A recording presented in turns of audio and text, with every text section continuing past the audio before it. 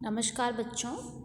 आज का जो हमारा टॉपिक है वो प्राचीन भारतीय ऐतिहासिक स्रोतों के अंतर्गत हमने पहले पढ़ा यूनानी और रोमन लेखक, और आज का जो टॉपिक है वो है चीनी लेखक।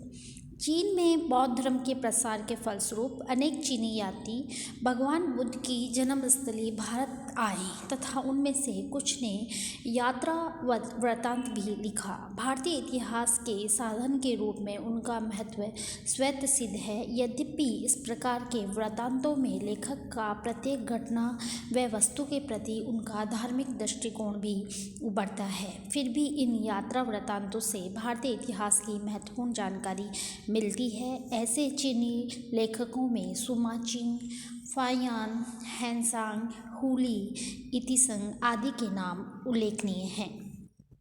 जो चीनी यात्री है सुमा चिंग भारत के प्राचीन इतिहास पर प्रकाश डालने वाला चीन का सर्वप्रथम लेखक सुमा चिंग था। इसको आप अंडरलाइन कर लेंगे कि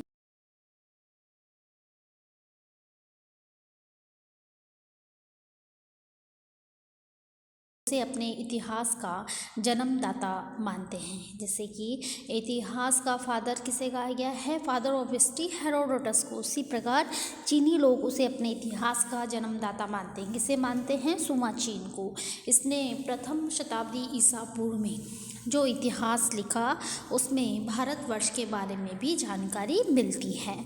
फिर है फायान 399 ईस्वी में गुप्त वंशी सम्राट चंद्रगुप्त विक्रमादित्य के समय भारत आए। किसके समय में आया था? चंद्रगुप्त विक्रमादित्य। और मैं पिछला आपको याद करा दूं कि मौर्य काल में मेगास्थनीज आया था और फायान चंद्रगुप्त विक्रमादित्य के समय आया है। इसको आप डिफरेंस कर लें कि चंद्रगुप्त मौर्य के समय कौन है और चंद्रगुप्त विक्रमादित्य के समय कौन आया। वह लगभग 14 वर्ष तक यहाँ रहा था। यद्यपि उसका मुख्य उद्देश्य बौद्ध साहित्य का अध्ययन करना था, किंतु उसके साथ साथ उसने भारतीय जनजीवन और तत्कालीन संस्कृति पर भी प्रामाणिक प्रकाश डाला। उसने गंगावर्ती प्रांतों के शासन प्रबंध तथा सामाजिक व्यवस्था का लेखा जोखा दिया। फिर है हेनसांग भी बौद्ध धर्म के अध्ययन के लिए 629 ईस्वी में भारत आया। कौन आया? हेनसांग। ये किसके समकालीन है? ये हर्षचरित का समकालीन है। हर्ष का जो राजा हर्ष है उसका समकालीन है। वह लगभग 16 वर्ष यहाँ रहा। उसने यहाँ की धार्मिक अवस्था के साथ साथ तत्कालीन राजनीतिक अवस्था का वर्णन किया। उस समय हर्षवर्धन यहाँ का एक छत्र शासक था। हर्षकालीन भारत को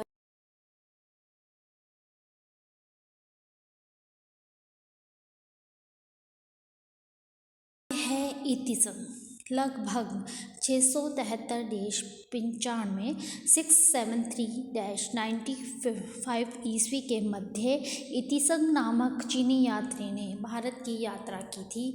उसने बौद्ध धर्म के संदर्भ में भारत की धार्मिक अवस्था का सजीव चित्रण किया और केवल इसी दृष्टि से उसकी उपयोगिता वह बहुत समय तक विक्रमशिला और नालंदा विश्वविद्यालय में रहा। कौन? इतिसंग। उसके यात्रा वृत्तांतों में मध्य पूर्व और मध्यकालीन भारत की विभिन्न राजनीतिक, धार्मिक तथा साहित्यिक स्थितियों की विशेष जानकारी के लिए इतिसंग के यात्रा वृत्तांत अधिक उपयोगी एवं महत्वपूर्ण है। इतिसंग है वो लगभग 673-95 ईस्वी के मध्य इतिसंग नामक चीनी यात्री भारत में आया था। और इन चारों सुप्रसिद्ध यात्रियों के अतिरिक्त कुछ अन्य चीनी लेखकों से भी भारतीय इतिहास की जानकारी मिलती है। ऐसे लेखकों में हुईली अधिक प्रसिद्ध है। उसने हेनसांग की जीवनी व मातवालीन की रचना भी की है। इन रचनाओं के अध्ययन से भारतीय इतिहास की कुछ महत्वपूर्ण जानकारी प्राप्त होती है। तो बच्चों, जो चीनी यात्री यहाँ आए, जिन्होंने उस समय का देखा, दर्शित किया उस समय की राजनीतिक अवस्था, धार्मिक अवस्था, उसका उन्होंने वैसे ही चित्रण किया है जो इतिहास की दृष्टि से महत्वपूर्ण है। अब है चीनी यात्री के अतिरिक्त तिब्बती लेखक। यूनानी और चीनी लेखकों के अतिरिक्त की तरह बौद्ध धर्म के उपासक तिब्बती विद्वानों ने भी समकालीन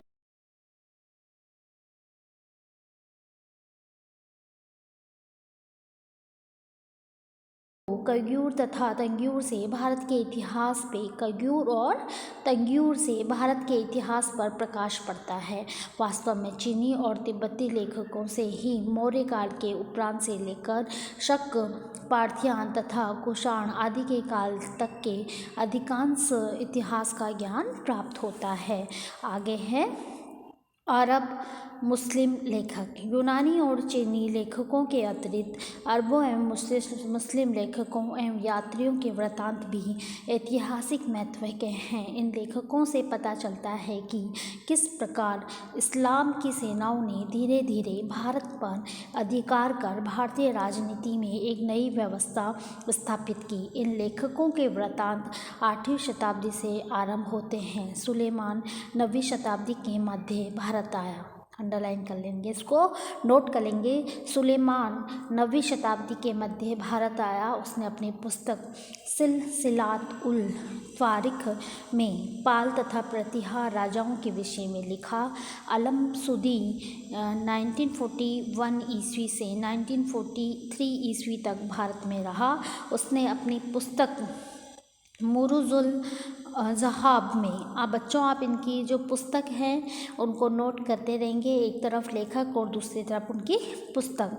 जैसे सुलेमान, इसकी पुस्तक है सिलसिलात उल फ़ारिख, और जो इसमें किसका वर्णन है, पाल प्रतिहार राजाओं के विषय में लिखा है। किसने? सुलेमान ने लिखा है।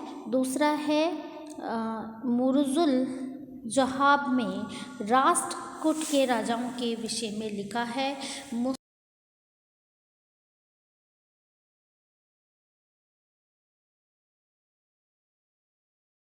खोज, अलबुरीन ने क्या लिखा है? तहकीके हिंद यानी भारत की खोज विशेष रूप से उल्लेखनीय है। उसने संस्कृत भाषा यहाँ रहकर सीखी और भारत की सभ्यता और संस्कृति को पूर्णतः जानने का प्रयत्न किया। वह 40 वर्ष तक भारत में रहा। इसके ग्रंथ से राजपूतों के समय के भूगोल, राजनीति, धर्म, दर्शन, समाज और आचार विचार तथा पर विस्तृत जानकारी मिलती है। अलबुरी महमूद गजनवी के साथ भारत आया था। उसने अपने लेखन कार्य में भारत के तत्कालीन संस्कृत ग्रंथों का प्रयोग किया था, किंतु उसने अपने वर्णन में भारत की राजनीतिक स्थिति के बारे में कोई जानकारी नहीं दी। अलबुरीन का विवरण चीनी यात्रियों के विवरण के भांति उपयोगी नहीं है, क्योंकि उससे भारत में भ्रमण करने का बहुत कम अवसर प्राप्त हुआ है।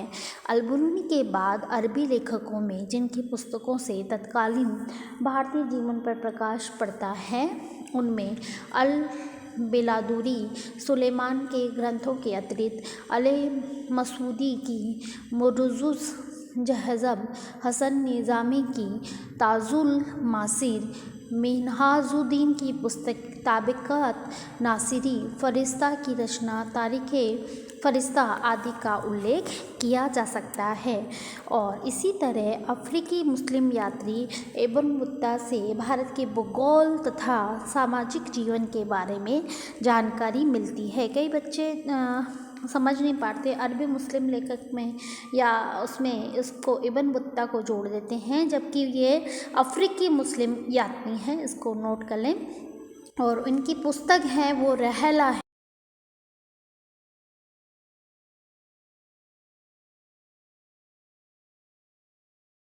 पहले लेखक का नाम फिर पुस्तक, कौन सा लेखक और उसने क्या पुस्तक लिखी है। वह मोहम्मद तुगलक के समय भारत आया था। इब्न बत्ता किसके समय आया था?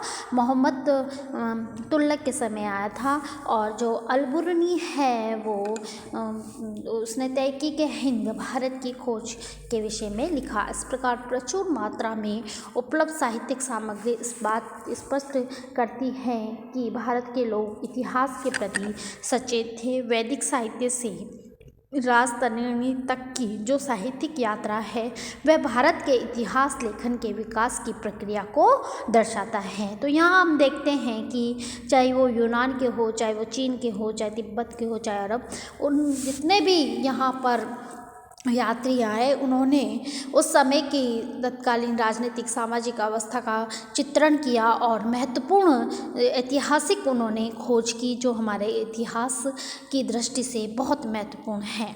फिर आता है पुरातात्विक सामग्री। प्राचीन भारत के अध्ययन के लिए पुरातात्विक सामग्री का विशेष महत्व है। इसके 3 प्रमुख कारण हैं। कौन कौन सा? पहला ये कि भारतीय ग्रंथों का रचनाकाल ठीक से ज्ञात नहीं होता, इसलिए उनसे किसी काल विशेष की सामाजिक एवं आर्थिक स्थिति का ज्ञान नहीं होता। दूसरा, साहित्यिक साधनों में लेखक का दृष्टिकोण बहुत सही चित्र प्रस्तुत करने में बाधक हो जाता है। उदाहरण के लिए चीनी यात्रियों ने भारतीय समाज का वर्णन बौद्ध दृष्टिकोण से किया, इसलिए उनके वर्णन पूर्ण रूप से ठीक नहीं है। तीसरे, ग्रंथों की प्रतिलिपि करने वालों ने अपनी इच्छा अनुसार अनेक प्राचीन प्रकरणों को छोड़ दिया और नए प्रकरण जोड़ दिए। पुरातत्व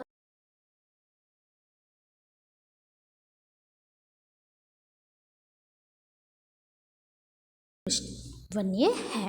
पुरातात्विक स्रोतों में अनेक तथाकथित अंध युगों पर प्रकाश पड़ता है। अनेकात्मक संदिग्ध ऐतिहासिक मतों का निश्चित रूप से खंडन मंडन हुआ है।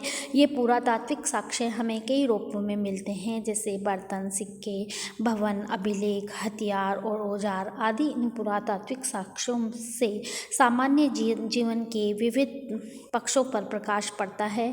पुरातात्विक साक्ष्यों को हम मुख्य रूप से 3 भागों में बांटते हैं। पहले, अभिलेख या उत्कीर्णलेख, मुद्राएं, सिक्के तथा स्मारक या भग्नावशेष। तो यहाँ पर पहला हम लेते हैं अभिलेख। इतिहास लेखन का सबसे महत्वपूर्ण और विश्वसनीय स्रोत में अभिलेख है। लिखने की सबसे प्राचीन प्रणाली हड़प्पा की मुद्राओं में पाई गई, किंतु उसे पढ़ने में अभी सफलता नहीं मिली। इसलिए अशोक के उत्कीर्ण लेखों के लेखन प्रणाली को सबसे प्राचीन माना जाता है। बच्चों, आप इसको नोट करेंगे कि हड़प्पा प्रणाली में लिखने के उत्कीर्ण तो मिले हैं लेकिन उनको पढ़ा नहीं गया, और अशोक के अभिलेखों को सर्वप्रथम पढ़ा गया था जेम्स प्रिंसेप के द्वारा। ठीक है, उसके अभिलेख असली अशोक के उत्कीर्ण लेखों के लेखन प्रणाली को सबसे प्राचीन माना जाता है। उसके अभिलेख 4 लिपियों ब्राह्मी, खरोष्टी, आरामिक और यूनानी में है। यह अभिलेख अशोक ने चट्टानों और खंभों पर खुदवाए थे। अभिलेखों की आधारभूत सामग्री के आधार पर उनको 4 वर्गों में बांटा जा सकता है। पहला है शिलालेख, स्तंभलेख। पहला शिलालेख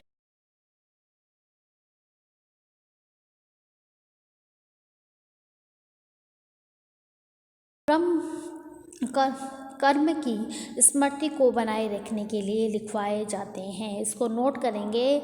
समस्त अभिलेख किसी महत्वपूर्ण घटना अथवा कर्म की स्मृति को बनाए रखने, कोई चाहे महत्वपूर्ण घटना घटी है इतिहास में, उस कर्म को बनाए रखने के लिए लिखवाए जाते थे। परिणामतः इन अभिलेखों में विजय, कीर्ति, दान, सत्कर्म अथवा समारोह आदि का वर्णन मिलता है। इन अभिलेखों का उत्कीर्ण मुख्यतः संस्कृत, पाली और प्राकृत भाषाओं में हुआ। उन अनेक अभिलेख तमिल, तेलुगु, मलयालम और कन्नड़ भाषाओं में भी खुदे मिलते हैं। कई तो साहित्यिक दृष्टि से अत्यंत महत्वपूर्ण हैं। ये गद्य, पद्य अथवा चंपू शैली में हैं। पहला है शिलालेख। शिलालेख हालांकि मैंने आपको मौर्य काल के इतिहास के जानने के साधनों के स्रोत में शिलालेख, स्तंभलेख, गुहालेख, ताम्रपत्र लेख इनके बारे में बताया था। यही चीज़ साहित्यिक जो ऐतिहासिक सामग्री है उसके अध्ययन में यहाँ पर है। तो शिलालेख सर्वप्रथम अशोक ने शिला खंडों पर लेख उत्कीर्ण करने का व्यापक प्रयास किया था। उसने अपने विस्तृत साम्राज्य में जनता को राजकीय आदेशों की जानकारी देने के लिए धर्मलेख खुदवाए थे। ये शिलालेख पश्चिमोत्तर में पेशवार तथा खड़ियावाड़ से लेकर पूर्व में उड़ीसा तथा उत्तर में देहरादून से लेकर दक्षिण में तमिलनाडु तक भारत के विभिन्न अंचलों में उपलब्ध हैं। और अशोक के पश्चात पुष्यमित्र शुंग का अयोध्या अभिलेख, खारवाल का हाथी गुफा अभिलेख, रुद्रदमन का जूनागढ़ अभिलेख तथा अन्य प्रवृत्ति शासकों के अनेकाक शिलालेख भारतीय इतिहास के निर्माण में सहायक सिद्ध हुए हैं। फिर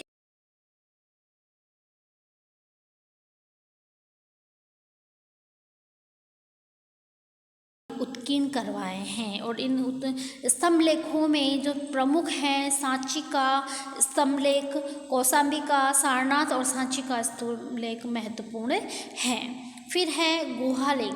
गुहालेखों का प्रचलन बौद्ध धर्म के प्रचार प्रसार के समय हुआ। इन चीज़ों को आप नोट करते रहेंगे कि किसका किसके समय अधिक प्रचार प्रसार हुआ। दानशील राजाओं अथवा धनिकों ने विविध धार्मिक संप्रदायों के भिक्षुओं और साधु संतों के लिए इन गुहाओं का मतलब है गुफा का निर्माण कराया होगा। इन गुहाओं के भीतर उनके संरक्षक शासकों, निर्माणक शिल्पियों और निर्माण के अभिप्रायों को शिलाओं पर उत्कीर्ण कराया गया। समझ गए आप? गुफाओं के अंदर जिसने बनाया है, जिन्होंने बनवाया है, बनवाने का कारण और उस शिल्पियों के निर्माण अभिप्राय को शिलाओं पर उत्कीर्ण किया गया है। इस प्रकार की प्राचीनतम गुहाओं में बराबर पर्वत गया बिहार की गुहाओं का नाम आता है, जिनका निर्माण अशोक ने करवाया था। इन गुहाओं में उत्कीर्ण लेखों से विदित होता है कि उन्हें आजीविक साधुओं के निवास के लिए बनाया गया था। उड़ीसा में भुवनेश्वर के निकट हाथी गुफा में सम्राट खारवाल की प्रसिद्धि उत्कीर्ण गुप्त काल में भी अनेक गुहाओं का निर्माण हुआ। उदयगिरी की इतिहास प्रसिद्ध गुहा, चंद्रगुप्त द्वितीय की समृद्ध नींव, अजंता बाग की गुहाओं से भी तत्कालीन धर्म, संस्कृति और कला की पूर्ण जानकारी प्राप्त होती है। फिर आता है इसी क्रम में ताम्रपत्र लेख। ताम्रपत्र अभिलेखों से तत्कालीन धार्मिक विचारधारा का ज्ञान प्राप्त होता है। बच्चों आप नोट करेंगे कि ताम्रपत्र अभिलेखों से हमें क्या जानकारी मिलती है? धार्मिक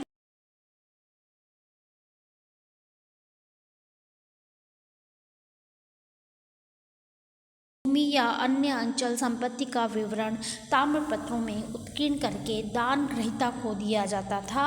ये ताम्रपत्र उस व्यक्ति के अधिकार के प्रमाण पत्र समझे जाते थे।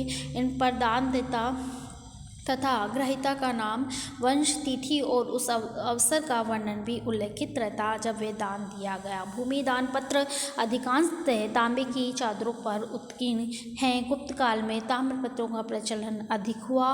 उत्तरी बंगाल में दामोदरपुर में उपलब्ध कुमार गुप्त प्रथम का ताम्रपत्र, स्कंदगुप्त का इंदौर ताम्रपत्र तत्कालीन शासन व्यवस्था पर महत्वपूर्ण जानकारी प्रदान करते हैं। हर्षवर्धन के बांसखेड़ा तथा मधुबन के ताम्रपत्रों से हर्ष के जीवनादर्शों तथा शासन प्रबंध का महत्वपूर्ण इतिहास इनमें सुरक्षित है। इस प्रकार इन ताम्रपत्रों से तत्कालीन धर्म, संस्कृति, शासन और परंपराओं की महत्वपूर्ण जानकारी मिलती है। असंख्य भारतीय अभिलेखों के अतिरिक्त कुछ विदेशी लेख प्राप्त हुए हैं जो भारतीय इतिहास पर प्रकाश डालते हैं। इनमें एशिया माइनर में बोगजकोई नामक स्थान पर प्राप्त लेख मिले हैं। ये लेख 1400 ईस्वी पूर्व का माना जाता है। इससे ज्ञात होता है कि वैदिक आर्यों के वंशज एशिया माइनर में भी रहते थे। इन चीज़ को आप नोट कर लेना कि कुछ विदेशी जो लेख प्राप्त हुए हैं जो भारतीय इतिहास पर प्रकाश डालते हैं, इनमें एशिया माइनर में बोगजकोई नामक स्थान पर प्राप्त लेख हमें मिले हैं। तो बच्चों आज जो हमने पढ़ा कि जो तिब्बती हैं, अरब मुस्लिम हैं, ये चीनी है, ये जो यात्री हैं इनका